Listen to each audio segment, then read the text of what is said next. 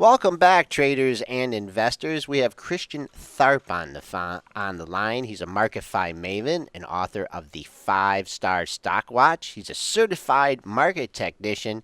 Has helped more than 2,500 beginner and advanced traders and investors around the world take control of their own financial futures. Christian, how you doing this morning?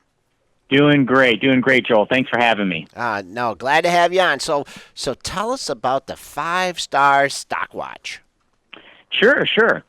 Well, I have kind of made, a home in preaching simplicity in the stock market. Some people may not know, but studies seem to have proven that for the retail trading public, the simpler they tend to keep things, the better they do. And I think that would probably make sense to a lot of people out there that are struggling with all the information overload they deal with. So my 5-Star Trading Academy, which is what the ideas of the 5-Star Stock Watch are built on, are just kind of sticking to the basic fundamentals of trading, looking at stock price, identifying key price levels and key price points on those stocks, protect yourself with a good stop loss, protect your profits, and let your profits run. And at the end of the day, just let basic math take over. Small losses, big winners, you're probably making money in the market, Big losses, small winners, probably not so much. And I try to preach that regardless of how simple or complex you make your trading decisions, that basic math never goes out of style. So that's where the 5-Star Stock Watch comes from. Okay, and how did you learn about technical analysis, and what are some of, are you a bar chart, candlestick, and what kind of analysis techniques do you like to use? Sure. Well, if at all possible, I try to keep it as simple as I can, but I got into technical analysis probably maybe just like anyone. I had gotten in a course or a program, never knew that there was this type of analysis, and over time, to me, it seemed as if that was always going to serve me better as a trader than, say, worrying about fundamentals. Now, over time, I learned a lot, just like anyone, just like probably a lot of the listeners today. Thought I had to learn more, and then eventually I became a CMT. So, as I tell all the students I work with, or all the members of our biotech trade service, we could talk our heads off about candlesticks and Bollinger Bands and Fibonacci and momentum indicators. We can go on and on and on, but at the end of the day, what's wrong with just finding a stock that has a great level of resistance, and if it breaks through, go ahead and let's see if we can get on in there and take it for a ride. Same thing if we find a great level of support. Now, that being said, no, I can't help it if I see certain things, like, say, in the form of candlestick patterns that I just know. It certainly doesn't hurt me to know there's a momentum divergence. It doesn't hurt me to know what's going on with the 200-day moving average. But at the end of the day, if I stick to price and if I can teach the people I work with to do the same, then we can make our trading decisions anywhere we are at any time, because I don't need to see moving targets. A moving average is a moving target. Momentum is changing. The price of 40 is not changing, so that's kind of the gist of it. Okay, and so you like the biotechs, and no one can argue the price performance of some of these biotech stocks. Do you tend to watch the index, or do you focus on the individual biotech issues?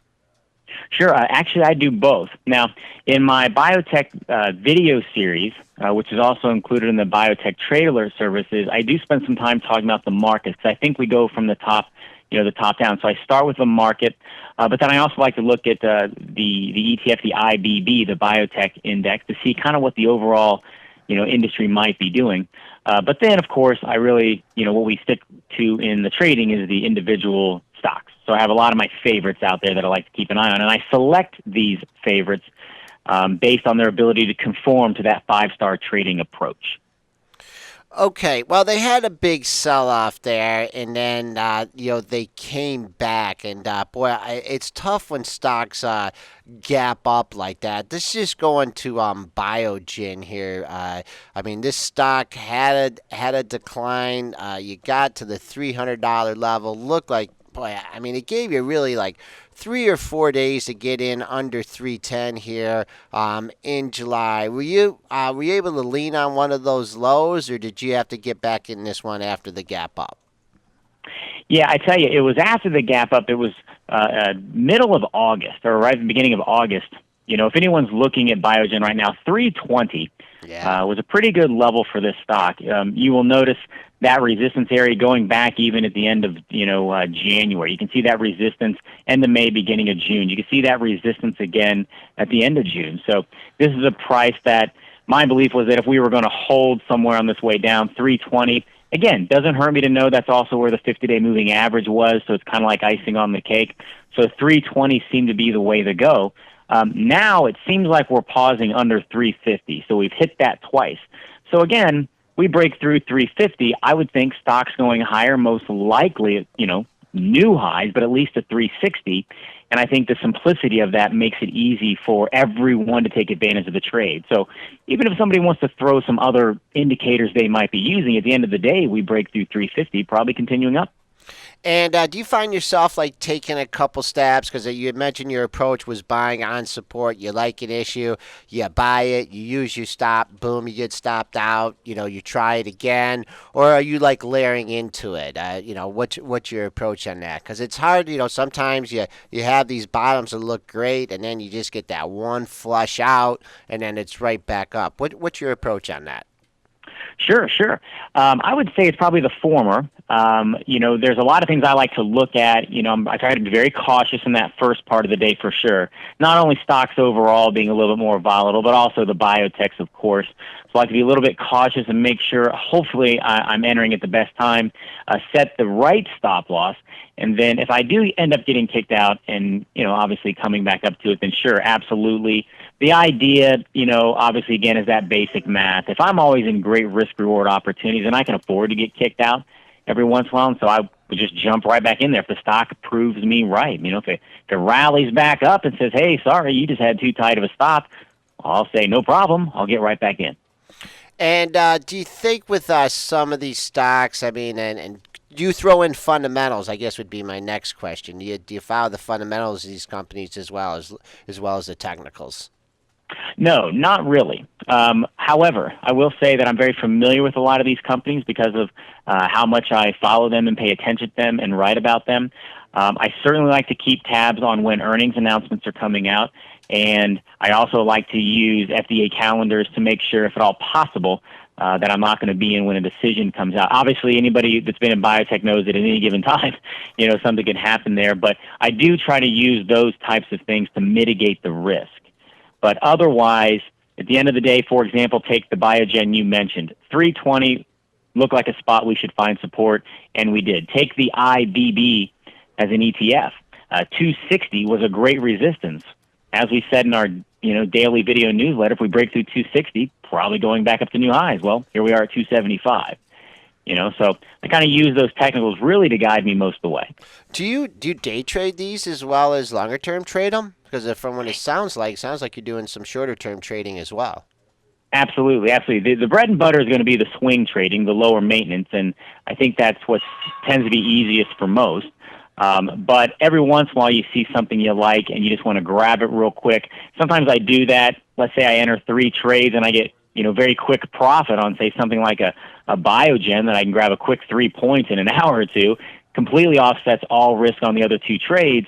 Then I'll let those 2 run. So yes, sometimes I will grab that quick day trade and hop in and out. But the bread and butter is the more couple days, couple weeks approach. I talk about, when these pharmaceuticals and these biotechs make big moves, I say to myself, there's people out there that just follow the FDA and they know where all these trials are coming up and where all these things are going to be released. And then you mentioned a very interesting thing, the FDA calendar. Is that just something that you can go to their site and download and rely on it? Because that's when you get these big pops and these big drops in these stocks. Most of the time, it's based off these trials.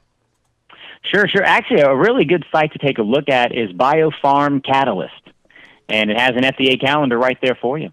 Oh, really? There's a lot of other good information on the biotechs there as well, but it's Biopharm Catalyst. Okay, and do you stick to the biotech stocks, or do you expand your expertise in other issues as well? In other issues as well.